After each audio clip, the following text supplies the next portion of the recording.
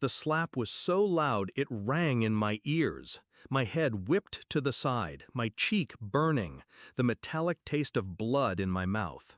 Gasps rippled around the Thanksgiving table. His mother froze mid-bite. His brothers stared. My daughter, Emma, gripped her tablet so tightly her knuckles turned white. He leaned down, his voice low, smug. "Maybe now you'll learn when to shut your mouth." I didn't cry, I didn't scream. I just straightened my posture, looked at my plate, and swallowed the taste of humiliation. That was the moment I stopped being his wife. Before the cracks. When I first met Daniel, he was charming enough to disarm anyone. A broad smile, the kind that made waitresses linger. He showered me with compliments, flowers, dinners we couldn't afford. I told myself the intensity was passion. We married in under a year. At first, the arguments were small, about money, about work hours.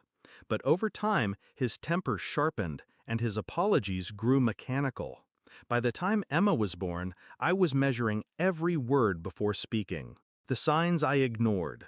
The yelling became routine, the slamming doors, the insults masked as jokes in front of friends. His grip on my arm when I disagreed with him in public. And then, 2 months ago, Emma came to me in her room. "Mom, I think Dad's different when you're not around." I brushed it off, told her not to worry. But she didn't drop it. The night everything shifted. 3 weeks before Thanksgiving, I caught him pacing outside the house, phone pressed to his ear, voice sharp. "Delete everything! I mean it! She can't see it!" When he came inside, he smiled too wide. I played along, but that night I checked the cloud account linked to his phone. Hidden in a private folder, buried behind passwords, I found videos, arguments, threats, and one clip, shaky, recorded from Emma's tablet, of him screaming at her, inches from her face. I stared at that clip for an hour.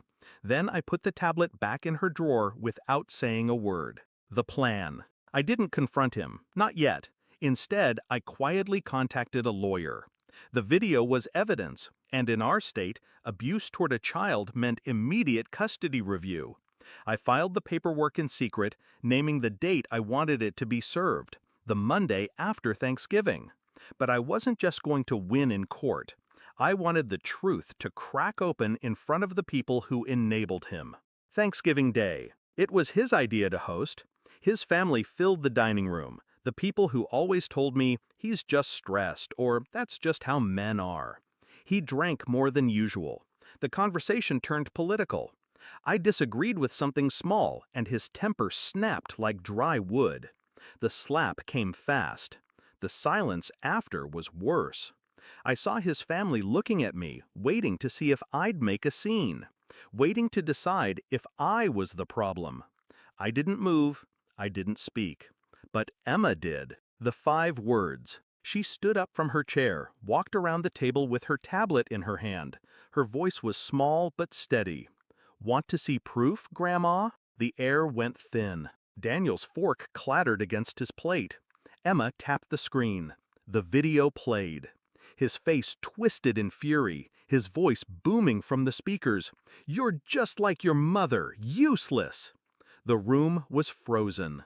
The only sound was him, on the recording, slamming his hand against the wall inches from her head. His mother's hand went to her mouth. One of his brothers swore under his breath. Daniel lunged toward Emma, but I stood between them. "Touch her," I said, my voice low, "and I'll have you in handcuffs before dessert." The downfall. He tried to laugh it off. "She's exaggerating. It's out of context." But the damage was done. His family avoided his eyes. Emma handed me the tablet like it was evidence in a trial. I excused myself, took her upstairs, and locked the door. We stayed there until I heard his brothers leaving without saying goodbye. The aftermath. On Monday morning, the papers were served. Emergency custody granted, thanks to that video. He called, threatened, begged, promised. I didn't answer. My lawyer handled everything. Within 2 weeks, he was living alone in a 1-bedroom apartment, paying court-ordered support. His mother tried to call me once, but all she said was, I didn't know.